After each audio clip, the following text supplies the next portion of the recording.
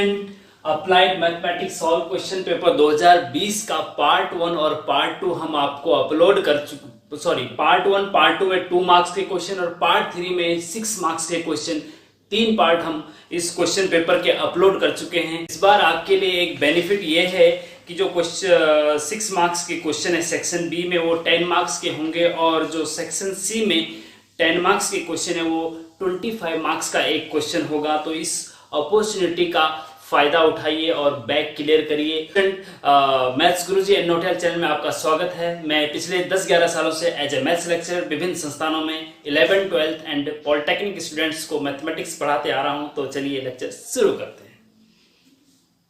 तो देखिए student, question number 17 ये 6 मार्क्स का है। इस बार आपको एक 10 मार्क्स का आएगा और ये हो सकता है कि अगर इस सेक्शन सी में आ गया तो इस बार आपको 25 मार्क्स का मिलेगा। स्टूडेंट, बहुत इंपोर्टेंट क्वेश्चन है, ये कई बार रिपीट हो चुका है और इस बार भी रिपीट होने की पूरी संभावना है स्टूडेंट, इसलिए इसको बहुत ध्यान से सुनिए। और ये एक बेनिफिट ये भी है कि ये 10 मार्क्स का मतलब 10 मार्क्स मींस इस बार 25 मार्क्स का भी आ सकता है। और ये मैट्रिक्स से क्वेश्चन स्टूडेंट, इसका डिटेल लेक्चर हम क्वेश्चन नंबर 17 के आगे डिस्क्रिप्शन में आप देखेंगे। क्वेश्चन नंबर 17 के आगे मैट्रिक्स का की प्लेलिस्ट का लिंक दे देंगे, उसमें डिटेल लेक्चर देखना है तो वहां देख लीजिए और इस क्वेश्चन को कैसे सॉल्व करना है वो यहाँ पे देख लीजिए। ठीक है स्टूडेंट, अब देखिए यहाँ पे दे रखा है if A is equal to matrix के अंदर 2 0 1 3 1 3 1 -1 0 then find out the value of a square minus 5a plus 6i। ठीक है, हिंदी में भी वही स्टूडेंट, कोई बड़ा चेंज नहीं है कि a square minus 5a plus 6i का मान बताइए यदि a बराबर इतना है। ठीक है, तो कोई दिक्कत नहीं। अब क्या है स्टूडेंट, ये मैट्रिक्स दे रखी है a, ये a मैट्रिक्स है। ठीक है, और आपको मान किसका निकालना है, इसका निकालना है। a square minus 5a plus 6i का मान ज्ञात कीजिए। अब जब आप इसका मान ज्ञात करेंगे, इसकी वैल्यू फाइंड करेंगे तो हमें a स्क्वायर का मान पता होना चाहिए। a स्क्वायर क्या है वो पता होना चाहिए। 5 इंटू ए, 5 तो 5 है, ए की जगह इसको रख देंगे। ठीक है, कोई दिक्कत नहीं। प्लस 6i, आई की जगह पे आइडेंटिटी मैट्रिक्स रखनी होती है। आई का मतलब होता है आइडेंटिटी मैट्रिक्स, उसमें भी आइडेंटिटी मैट्रिक्स रख देंगे, वो आपको बताएंगे कौन सी होती है। ठीक है, तो कहने का मतलब ये है इसको निकालने के लिए हमें ये सब चीजें चाहिए। तो ए स्क्वायर सबसे पहले चाहिए हमें, ए स्क्वायर। ठीक है, ए तो पता है लेकिन ए स्क्वायर क्या होगा वो निकालो, पहले उसमें रख दो फिर आपका आंसर आ जाएगा। ठीक है, तो क्या करेंगे, सबसे पहले हम ए स्क्वायर निकालेंगे। ठीक है स्टूडेंट, आपको पता है स्टूडेंट कि ए स्क्वायर बराबर होता है ए इंटू ए और ए का गुणा करेंगे तो ए स्क्वायर हो जाता ना, ठीक हो जाता है। ठीक है, तो ए स्क्वायर निकालना है तो ए स्क्वायर बराबर होता है ए इंटू ए, और ए इंटू ए मतलब ए ये है पूरा, तो ए की जगह पे आपको मैट्रिक्स रख देना है 2 0 1 2 1 3, ये वाला मैट्रिक्स। ठीक है, 1 -1 0। ठीक है, इस प्रकार से इसको रख देंगे ए की जगह पे, फिर इंटू फिर दूसरे की जगह पे भी यही मैट्रिक्स, क्योंकि ए इंटू ए है ना, तो ए है, फिर इंटू ए ही इसी को रख देना है फिर से 2 0 1 2 1 3 1 -1 0। ठीक है स्टूडेंट, अब क्या है कि a इंटू ए मतलब a का a से गुणा करना है, इस मैट्रिक्स का इस मैट्रिक्स से गुणा करना है। तो ये 3/3 की मैट्रिक्स है, ये भी 3/3 की मैट्रिक्स है, तो इस मैट्रिक्स का इससे गुणा कैसे करते, देखिए दो मैट्रिक्स का मल्टीप्लाई कैसे होता है स्टूडेंट, इसका डिटेल लेक्चर आप डिस्क्रिप्शन में देख लीजिए। मैट्रिक्स के एक प्लेलिस्ट है, उसमें 2-3 लेक्चर बहुत अच्छे से हमने बताया है कि मैट्रिक्स का मल्टीप्लाई कैसे किया जाता है, तो उसको आप जरूर देख लीजिए। अगर आपको यहाँ पे समझ में नहीं आता तो वहां पे आसानी से समझ में आ जाएगा। यहाँ पे समझ में आ जा रहा है तो बहुत अच्छी बात है। देखिए इज इक्वल टू, अब देखिए किसी मैट्रिक्स का दूसरे मैट्रिक्स के साथ कैसे मल्टीप्लाई करते हैं कि ये जो पहली वाली मैट्रिक्स है ना, इसका ये फर्स्ट रो है, सेकंड रो, थर्ड रो मतलब पंक्ति, और ये कॉलम है, इसको हिंदी में स्तंभ कहते हैं। ठीक है, तो फर्स्ट रो का फर्स्ट कॉलम के साथ मल्टीप्लाई होता है, फिर फर्स्ट रो का सेकंड कॉलम के साथ मल्टीप्लाई होता है, फिर फर्स्ट रो का थर्ड कॉलम के साथ मल्टीप्लाई होता है। ठीक है, फर्स्ट रो का हो गया, फिर ऐसे ही सेकंड रो का first column second column third column के साथ मल्टीप्लाई होगा, फिर इसी प्रकार से थर्ड रो का first column second column third column के साथ मल्टीप्लाई होगा। ऐसे इसमें होता है। ठीक है, अब कैसे होता है देखिए आगे स्टूडेंट, फर्स्ट रो का फर्स्ट कॉलम के साथ। तो ये फर्स्ट रो है ना, ये वाली, ये देखो ये फर्स्ट रो है R1, हाँ, और ये फर्स्ट कॉलम है, इसके साथ मल्टीप्लाई करना है। कैसे करेंगे? फर्स्ट रो का फर्स्ट, इस पूरी रो को फर्स्ट कॉलम के साथ चिपका दो। कैसे? इसको देखो, ए है ना, ये 2 0 1 है ना, ये फर्स्ट रो थी, इसको हमने ऐसे में लिख दिया, ठीक है। और फर्स्ट कॉलम क्या है?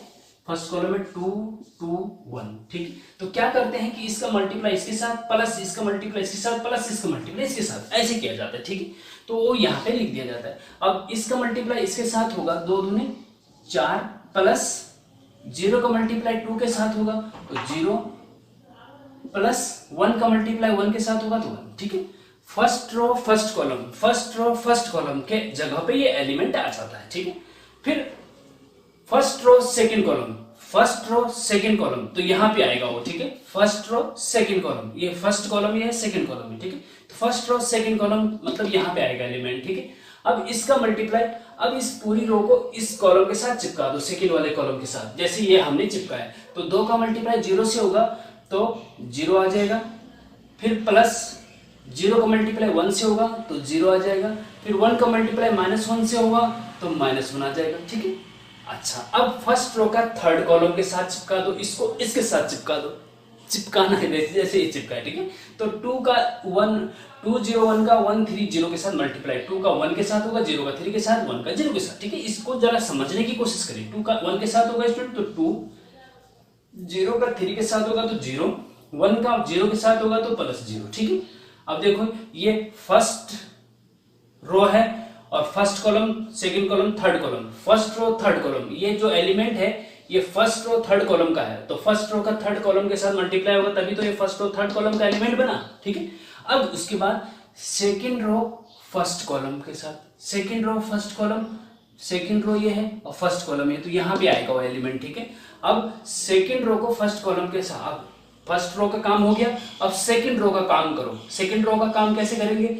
सेकंड रो के साथ पहले फर्स्ट कॉलम चिपकाएंगे, सेकंड रो के साथ सेकंड कॉलम चिपकाएंगे, सेकंड रो के साथ थर्ड कॉलम चिपकाएंगे, ठीक। तो फर्स्ट सेकंड रो के साथ फर्स्ट कॉलम चिपकाओ, इसका मल्टीप्लाई इसके साथ करो, 2 दूने 4, 1 into 2 2, 3 into 1 +3, ठीक है।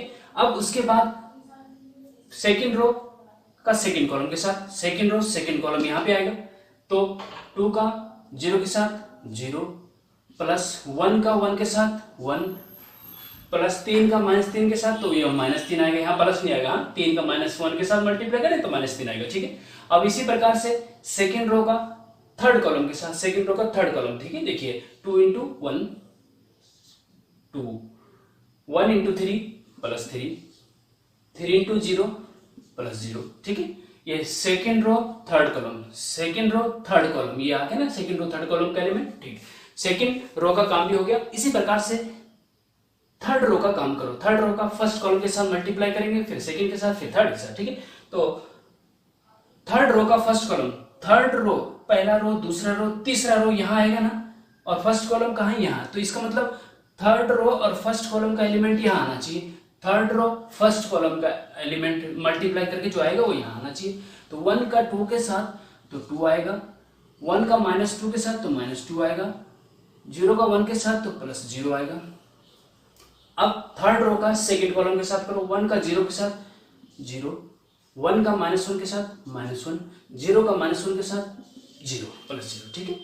1 अब थर्ड रो का थर्ड कॉलम के साथ 1 का 1 के साथ 1, -1 का 3 के साथ -3, 0 का 0 के साथ +0, ठीक है। इस प्रकार से योग स्टूडेंट देखिए ध्यान से। अब आगे चलिए, ये हो गया। अब देखो इसको थोड़ा सा सिंप्लीफाई कर दीजिए, इसको सिंप्लीफाई कर दीजिए।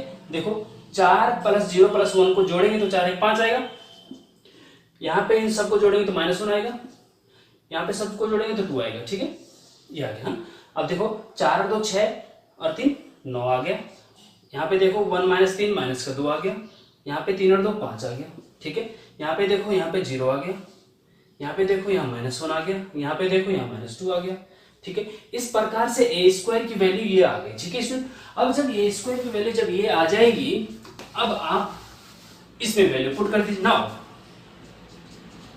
नाउ हमें ज्ञात क्या करना है, फाइंड क्या करना है? हमें फाइंड करना है a² minus 5a plus 6i, ये हमें फाइंड करना था। अब इसकी वैल्यू पुट कर दीजिए जो हमें, क्योंकि पहले हमें ए स्क्वायर की वैल्यू पता नहीं थी ना, तो डायरेक्ट हमने इसको नहीं लिखा था, पहले हमने ए स्क्वायर निकाल लिया क्योंकि हमें वो चाहिए था। अब हमें मिल गया तो अब इसकी वैल्यू फाइंड कर सकते हैं, जिसकी वैल्यू फाइंड करनी है।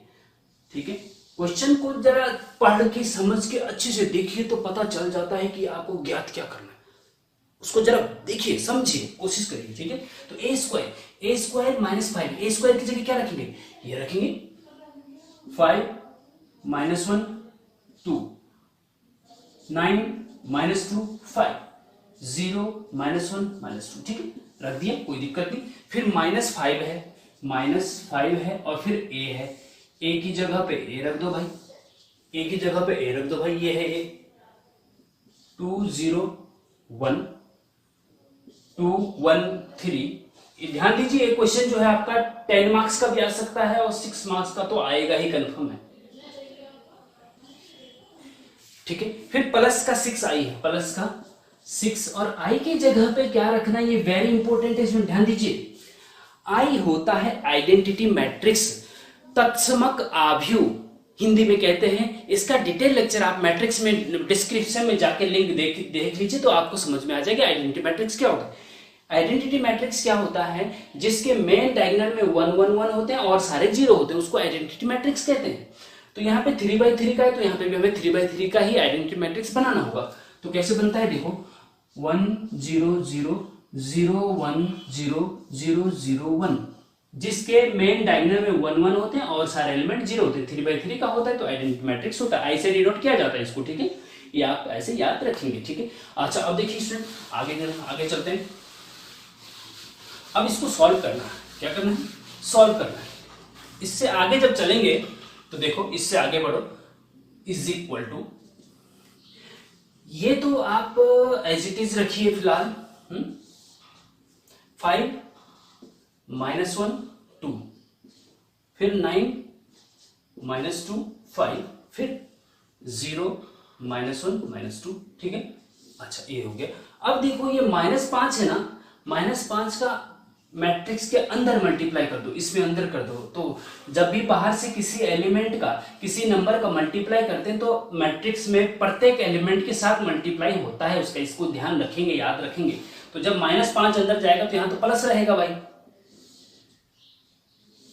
-5 का 2 के साथ मल्टीप्लाई करो तो माइनस का 10 हो गया, -5 का 0 के साथ 0, -5 का 1 के साथ -5। ठीक है, -5 देखियो, -5 का 0 के साथ करेंगे तो 0 आएगा, -0 नहीं आएगा भाई। हाँ, इस चीज का ध्यान रखेंगे। 0 माइनस प्लस माइनस कुछ नहीं होता, सीधे 0 होता है जब 0 हो जाए। ठीक है, अच्छा चलो, -5 का 2 के साथ माइनस का 10 हो गया, -5 का 1 के साथ माइनस का 5 हो गया, -5 का 3 के साथ -15 हो गया, -5 का 1 के साथ -5 हो गया, -5 का -1 के साथ प्लस का 5 हो गया, -5 का 0 के साथ 0 हो गया। ठीक है, अच्छा फिर +6 का भी अंदर मल्टीप्लाई करने को बोला गया है, तो 6 का प्रत्येक एलिमेंट के साथ मल्टीप्लाई, 6 का 1 के साथ 6 होता है, 0 के साथ 0 0 0 0 सॉरी 0 6, ये 6 है। ठीक है, 0 फिर 0 0 6, ये हो गया। ठीक है जी, अच्छा अब देखो आगे देखो, इसमें क्या करना है, अब आपको जोड़ देना है। क्या करना है, जोड़ देना है। ये एक मैट्रिक्स ये है, एक मैट्रिक्स ये है, एक मैट्रिक्स है, बीच में प्लस के चिन्ह है, तो इसका मतलब सारे मैट्रिक्स, तीनों मैट्रिक्स को जोड़ दो आपस में। जोड़ते कैसे हैं, करस्पॉन्डिंग एलिमेंट जोड़ते हैं, करस्पॉन्डिंग मतलब संगत अवयव जोड़ते हैं। ठीक है, इस मैट्रिक्स का संगत अवयव इसमें कहां है, ये है और ये है। फर्स्ट रो फर्स्ट कॉलम का एलिमेंट ये है ना, फर्स्ट रो फर्स्ट कॉलम का एलिमेंट इसमें ये है, और इसमें कौन सा है फर्स्ट रो फर्स्ट कॉलम का एलिमेंट, ये है। इसमें फर्स्ट रो फर्स्ट कॉलम का एलिमेंट ये है। तो फर्स्ट रो फर्स्ट कॉलम के एलिमेंट जो तीनों मैट्रिक्स में वो जुड़ जाएंगे, इसी को ही जोड़ना कहते हैं मैट्रिक्स का। तो 5 और 6 11 होते हैं, और 10 घटा दीजिए, उसमें से माइनस का है ना, इसलिए तो 1 बचेगा भाई। ठीक है, उसी प्रकार से इसको देखो आप, ये -1 है, इसका करस्पॉन्डिंग एलिमेंट इसमें 0 है, इसमें भी 0 है, करस्पॉन्डिंग एलिमेंट है संगत अवयव, इसके संगत अवयव कौन सा है, ये और ये।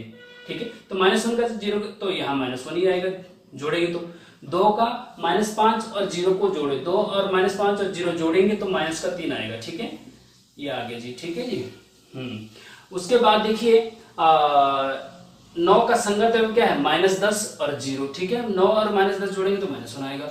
फिर -2 -5 और 6 जोड़ो तो 5 और 2 7 -7 हो गया, प्लस का 6 करेंगे तो माइनस का 1 बचेगा, ठीक है। फिर 5 का -15 और 0 के साथ तो 5 और -15 माइनस का 10 बचेगा जी, ठीक है जी। अच्छा 0 -5 0 को जोड़ेंगे तो -5 आएगा जी। -1 5 और 0 को जोड़ेंगे तो 4 आएगा जी। -2 0 और 6 को जोड़ेंगे जी तो 4 आएगा जी, ठीक है। इस प्रकार से आपका आंसर हो जाता है, ठीक है। वेरी इंपॉर्टेंट है स्टूडेंट, वेरी इंपॉर्टेंट है। 10 मार्क्स का भी आ सकता है ये, और इस बार तो आपका जो 10 मार्क्स का 25 मार्क्स का आएगा। तो स्टूडेंट अगर यहाँ पे कहीं पे कोई दिक्कत हो रही है तो आप डिस्क्रिप्शन में डिटेल लेक्चर देख लीजिए मैट्रिक्स का, और अगर यहाँ पे कोई और दिक्कत होती है रिवर्स करके भी देख सकते हैं। इसमें वीडियो लेक्चर में एक फायदा है स्टूडेंट आपका कि आप रिवर्स करके भी फिर से देख सकते हैं अगर कहीं पे समझ में नहीं आ रहा है तो।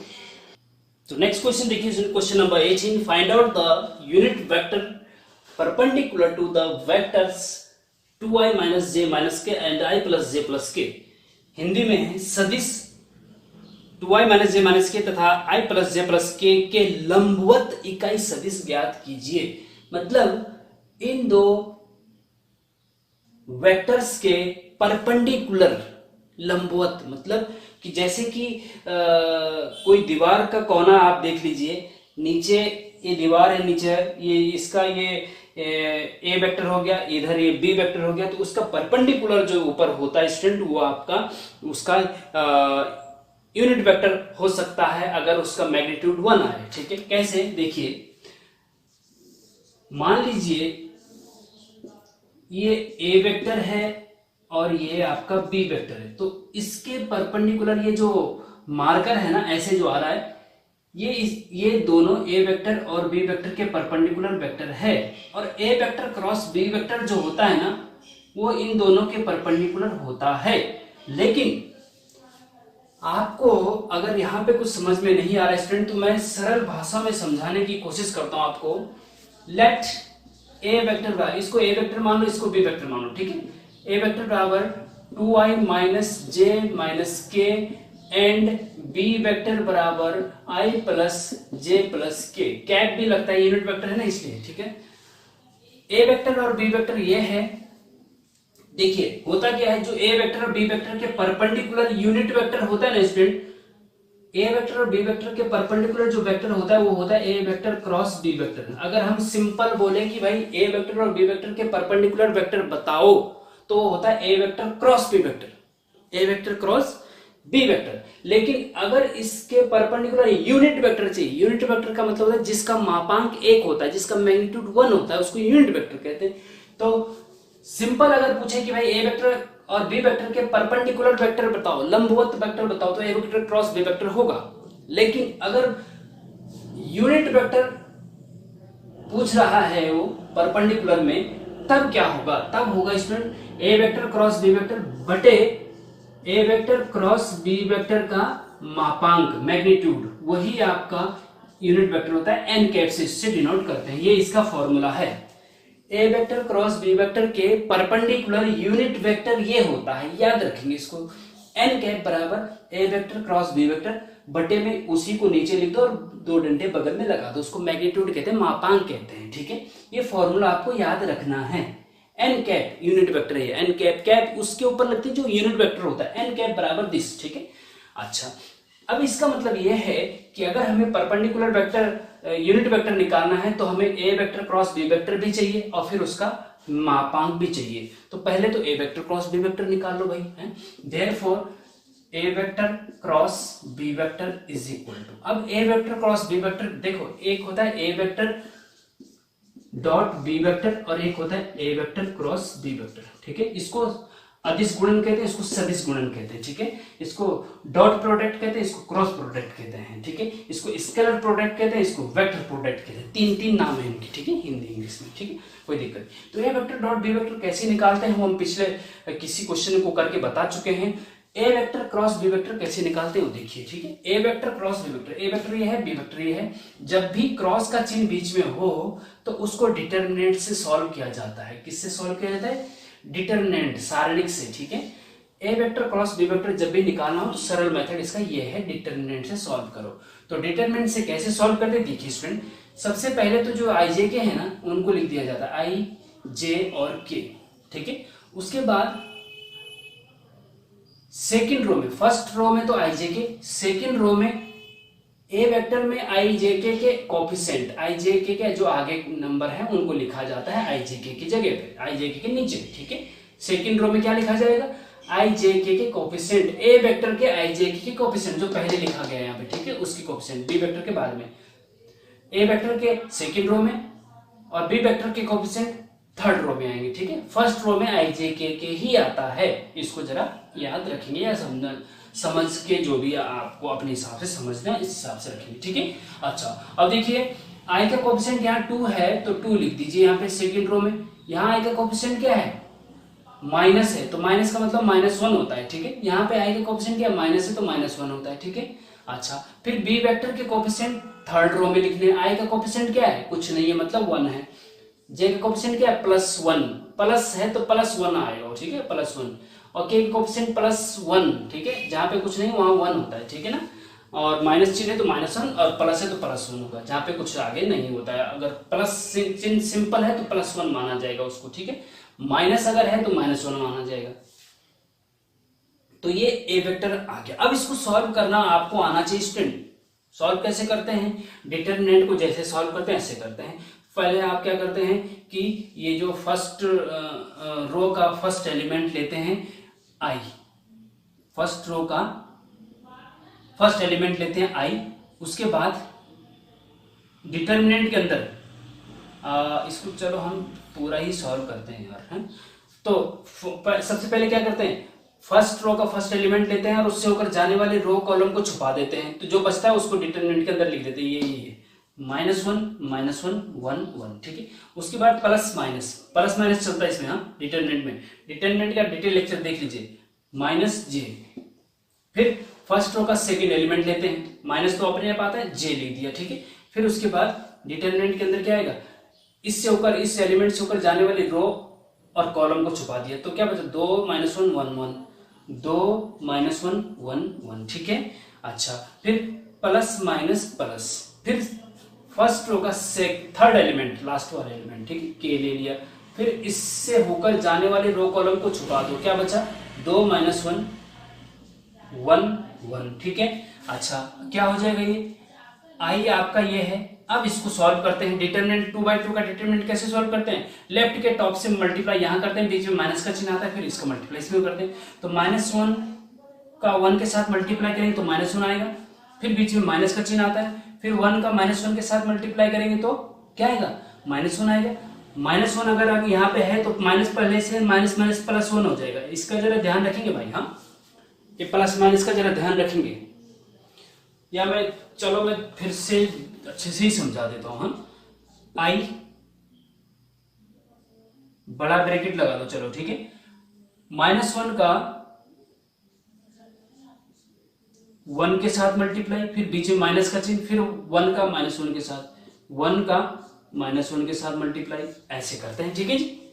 फिर माइनस का j आ गया, देखो यहाँ पे, फिर बड़ा ब्रैकेट लगा दो। 2 का मल्टीप्लाई किसके साथ होगा, 1 के साथ, हाँ, लेफ्ट के टॉप से ऐसे मल्टीप्लाई होता है, इसका इसके साथ और इसका इसके साथ, ठीक है। 2 का 1 के साथ मल्टीप्लाई, फिर माइनस का चिन्ह बीच में, 1 का -1 के साथ, 1 का -1 के साथ मल्टीप्लाई, ब्रैकेट का मतलब मल्टीप्लाई होता है, ठीक है। अच्छा चलो, प्लस के आ गया, बड़ा ब्रैकेट, 2 का 1 के साथ मल्टीप्लाई, 2 का 1 के साथ मल्टीप्लाई, फिर माइनस का चिन्ह बीच में, और फिर 1 का -1 के साथ मल्टीप्लाई, ठीक है। इस प्रकार से इसको समझने की कोशिश करेंगे भाई, ठीक है, हाँ। अच्छा अब देखिए इज इक्वल टू, अब यहाँ पे देखो आई अंदर क्या बचा, देखिए यहाँ पे क्या हो जाएगा स्टूडेंट, -1 और 1 का मल्टीप्लाई -1 होता है ना, और यहाँ पे -1 और -1 होता है, और -1 का फिर माइनस के साथ प्लस का 1 हो जाता है, ठीक है। हमने डायरेक्ट नहीं लिखा, आपको समझाने के लिए कि भाई आप समझ जाए। माइनस का j लिखी स्टूडेंट, 2 एकम 2, फिर माइनस बीच में 1 और -1 का मल्टीप्लाई -1 होता है, माइनस पहले से +1 हो जाएगा, ठीक है।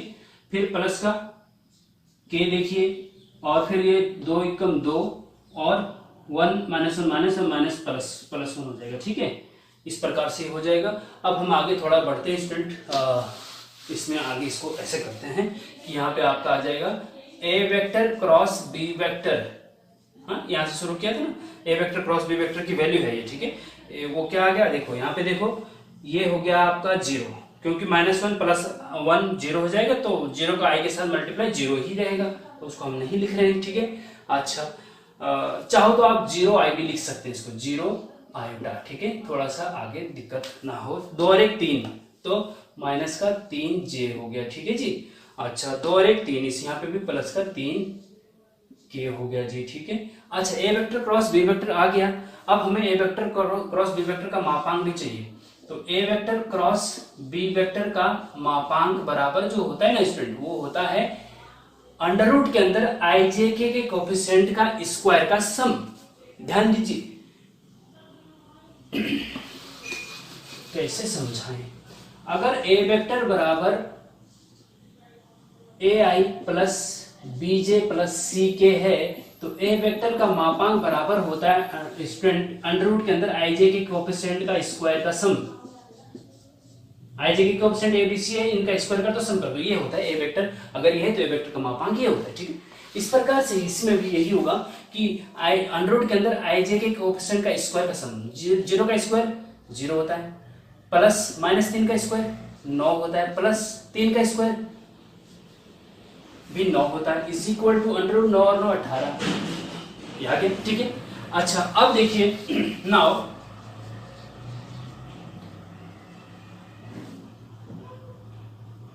Perpendicular unit vector. देखो यहाँ find out the unit vector perpendicular to the vector this.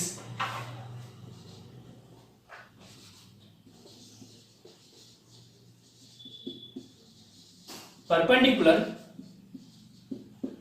Unit vector of A vector and B vector.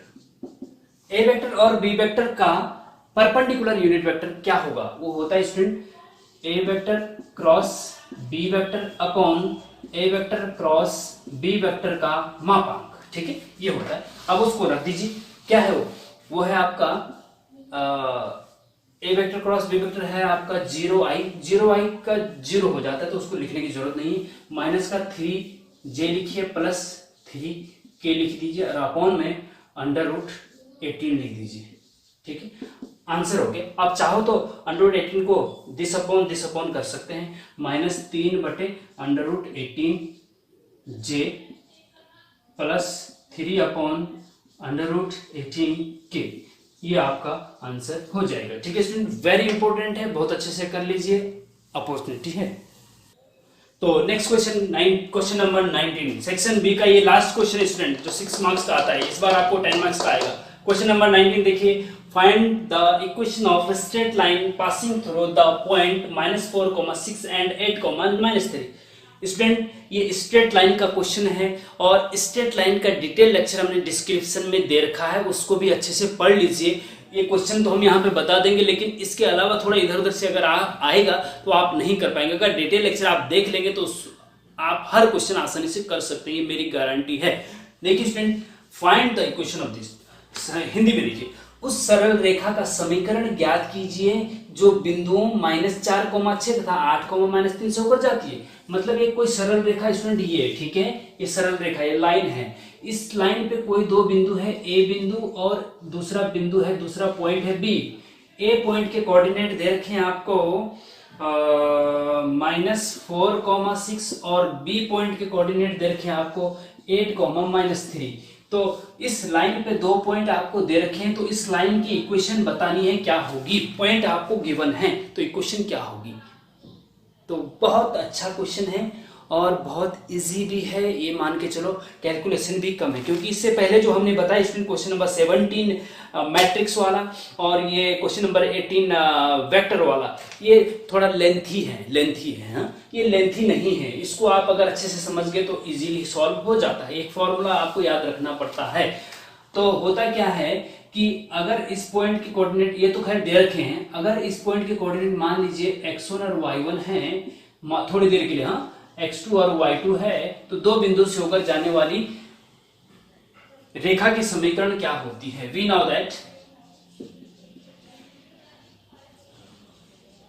हम जानते हैं कि यदि लाइन पे 2 पॉइंट x1 y1 और x2 y2 है तो इक्वेशन ऑफ स्ट्रेट लाइन क्या होती है? We know that equation of straight line, equation of straight line, सरल रेखा की समीकरण इज क्या होती है? सरल रेखा की समीकरण, अगर उसके पास 2 पॉइंट दे रखे हैं, अगर लाइन पे 2 point x1 y1 x2 y2 है तो सरल रेखा की समीकरण का सूत्र होता है y माइनस y1, ध्यान से देखिए, इज इक्वल टू ब्रैकेट के अंदर y2 माइनस y1 बटे x2 माइनस x1, फिर दूसरे ब्रैकेट में x माइनस x1। ठीक है, ये आपको याद रखना है, याद रखना ही पड़ेगा भाई, ऐसा नहीं चलेगा। आपको थोड़ा मेहनत तो करनी पड़ती है ना। आप चाहें कि हम ऐसे लेटे रहें और हमारे मुंह में खाना अपने आप चले जाए तो संभव नहीं है ये, थोड़ा सा हाथ तो करना पड़ेगा ना। हम आपको घर बैठे आपको इतना अच्छा मटेरियल प्रोवाइड करवा रहे हैं तो आपका भी कुछ फर्ज बनता है कि नहीं, कि आप अच्छे से मेहनत करें, अच्छे से जो आपके माँ बाप के सपने हैं उनको साकार करने की कोशिश करें। तो ये तभी साकार होंगे स्टूडेंट जब आप जो आप डिप्लोमा कर रहे हैं, जो आप डिप्लोमा इंजीनियरिंग कर रहे हैं वो अच्छे से पास हो जाए और अच्छे से नौकरी लग जाए, तो आपके सपने भी और आपके माँ बाप के सपने भी साकार होंगे। तो उसके लिए थोड़ा मेहनत तो करनी पड़ती है। ठीक है, तो मेहनत करिए। y minus y1 is equal to y2 minus y1 but x2 minus x1 x minus x1। ये याद रखेंगे, कैसे याद रखेंगे? देखिए यहाँ y और x तो फिक्स रहता है, y minus y1 x minus x1। ठीक है, और ये अलग से आ गया। एक दूसरा फॉर्मूला होता है y माइनस y1 बराबर m into x minus x1। ठीक है, m जो होता है अगर लाइन की ढाल स्लोप भी दिया हुआ है, एक पॉइंट दे रखा है और स्लोप दे रखा है, तब ये फॉर्मूला यूज होता है। इसमें 5 या 6 प्रकार के रूप हैं, लाइन के फाइंड करने की 5-6 प्रकार के रूप है। इसमें उसका डिटेल लेक्चर आप जरूर देख लीजिए, बहुत मजा आपको आएगा। ठीक है, तो ये क्या होता है कि अगर स्लोप दे रखा है, एक पॉइंट दे रखा है, तो y माइनस वाई बराबर m into x minus x1 होता है। ठीक है, लेकिन यहाँ पे 2 पॉइंट दे रखे हैं तो m की जगह पे फिर ये आ जाता है बस, और एज इट इज यही रहता है।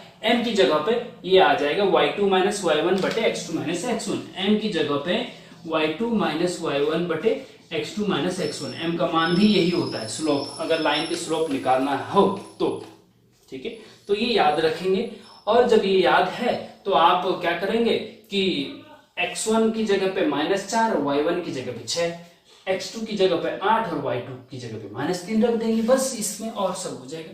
तो एम्प्राइज y माइनस y1 की जगह पे क्या रखेंगे भाई? 6 रखेंगे। ठीक है, ये ब्रैकेट हो गया। ठीक है, is equal to y2 minus y1, y2 है -3 और y1 है 6, तो -3 माइनस y1 है 6। ठीक है, upon x2 minus x1, x2 कितना है 8 माइनस वो x1 कितना है -4 है। देखिए इस चीज का एक चीज ध्यान रखेंगे स्टूडेंट, देखिए x2 की जगह हमने क्या रखा 8 रखा, फिर माइनस का चिन्ह बीच में पहले से है तो ये रख दिया, फिर x1 की जगह पे क्या रखना है -4।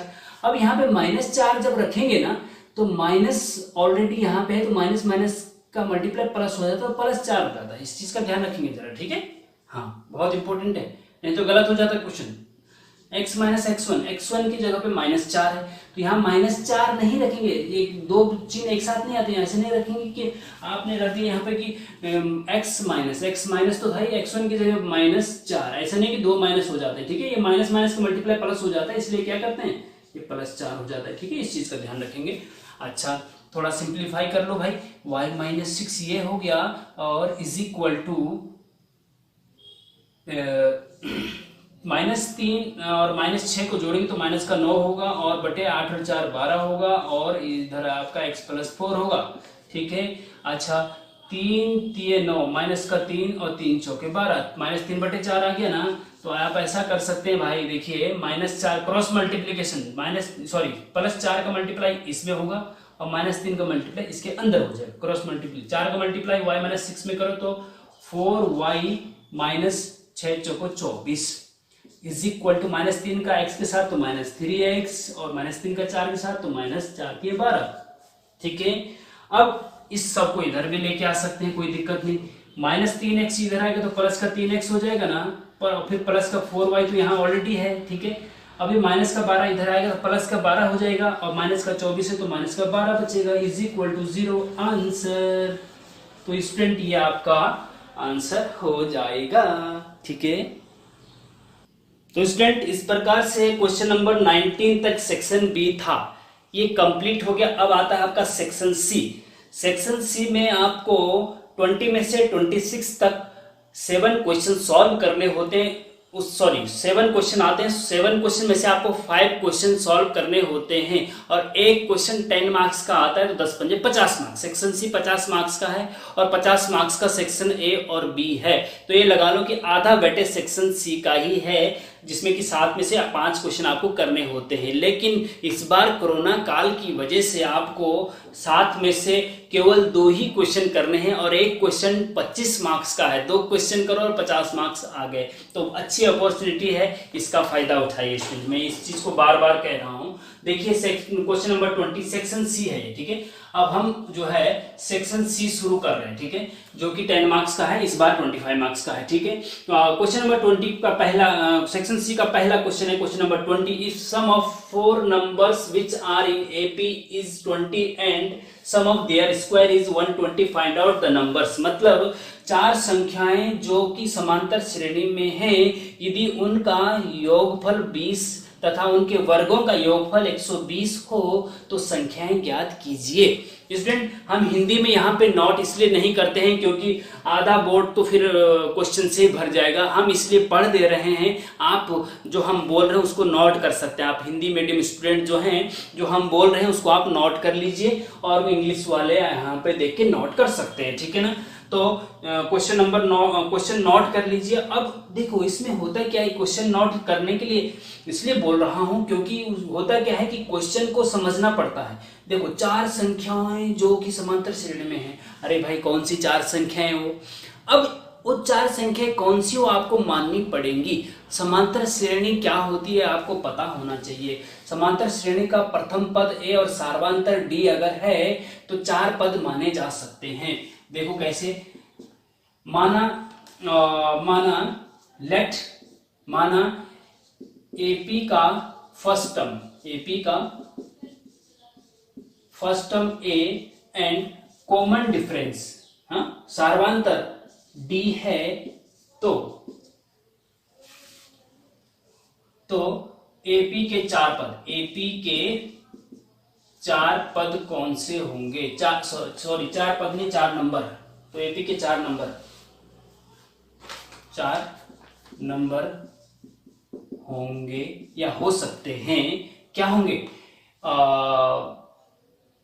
a minus 3d a minus d a plus d a plus 3d। ये हमने 4 पद ले लिए एपी में है। देखो 4 नंबर ऐसे लेने हैं जो एपी में हो। एपी में मतलब, अब एपी क्या होती है जी? एपी का डिटेल लेक्चर हमने बता रखा है स्टूडेंट, आप उसमें देख लीजिए। एपी क्या होती है? एपी में जो फर्स्ट टर्म होता है, सेकंड टर्म, थर्ड टर्म पीछे हमने बताया है इसी क्वेश्चन पेपर में, पार्ट 1 2 देख लीजिए।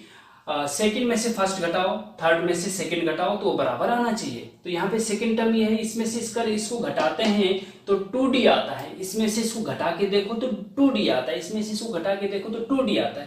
तो इसलिए इसका जो कॉमन डिफरेंस है वो d आ रहा है। इसलिए जो क्या है कि ये एपी में है। 4 नंबर जो है ये एपी में है। ठीक है, तो इस चीज का ध्यान रखेंगे स्टूडेंट कि जब भी इस प्रकार का क्वेश्चन आए, इफ सम ऑफ 4 नंबर, अगर 4 नंबर आता है तो a minus 3d a minus d a plus d a minus 3d।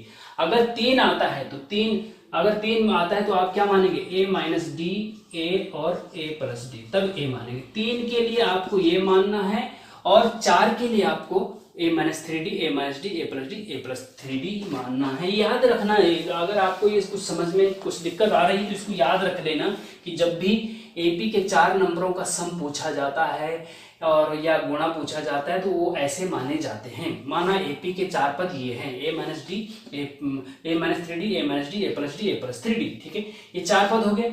अब अकॉर्डिंग टू क्वेश्चन नाउ, प्रश्नानुसार क्या है कि इन 4 नंबरों का सम 20 है। इनका सम कितना है कि 20 है, ठीक है।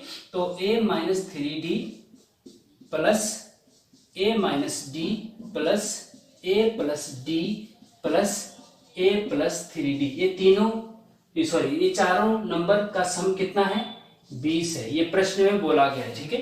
इन सबको जोड़ दो स्टूडेंट, तो देखिए माइनस 3d से प्लस 3d कट जाएगा, प्लस d से माइनस डी कट जाएगा, ए तीनों चारों प्लस के हैं तो 4a हो जाएगा बराबर 20 है इसके, और यहां से a बराबर 5 आ जाएगा, 4 बटे में जाएगा ना, 4 5 20, तो a बराबर 5 आ गया, ठीक है।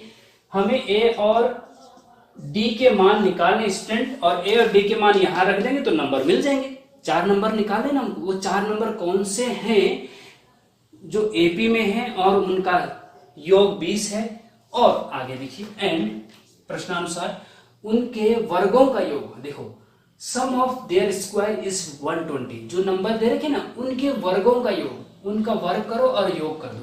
पहला नंबर क्या है a माइनस 3d, इसका वर्ग करो, स्क्वायर करो, फिर प्लस a माइनस डी का वर्ग करो, प्लस फिर नेक्स्ट a प्लस डी का वर्ग करो, वर्ग मतलब स्क्वायर, ठीक है, a प्लस 3d का स्क्वायर करो, और ये स्क्वायर करके इनका सम 120 है। ये प्रश्न में बोला गया है, किसमें बोला गया है, प्रश्न में बोला गया। अब इसको भी सॉल्व कर तो यहां से d निकल जाएगा भाई, और d हमें a और d निकालना है, बस a निकल गया, d और निकाल दो, इनमें रख दो, आंसर आ जाएगा, ठीक है। अच्छा अब देखो इसको सॉल्व करो जरा, इसका स्क्वायर खोलो, a माइनस बी का होल स्क्वायर तो आता ही होगा आपको, a square plus B square minus 2ab, ठीक है, a माइनस बी खोल तो a square plus B square plus का 3d का square 9d square minus 2ab करेंगे तो 3 दूना 6ad हो जाएगा, ठीक है।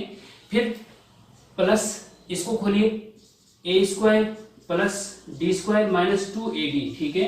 फिर इसको खोलिए, plus a square, a plus B का whole square, a square plus B square मतलब d स्क्वायर, ठीक है, और प्लस का 2ad, यहाँ प्लस आएगा, ठीक है।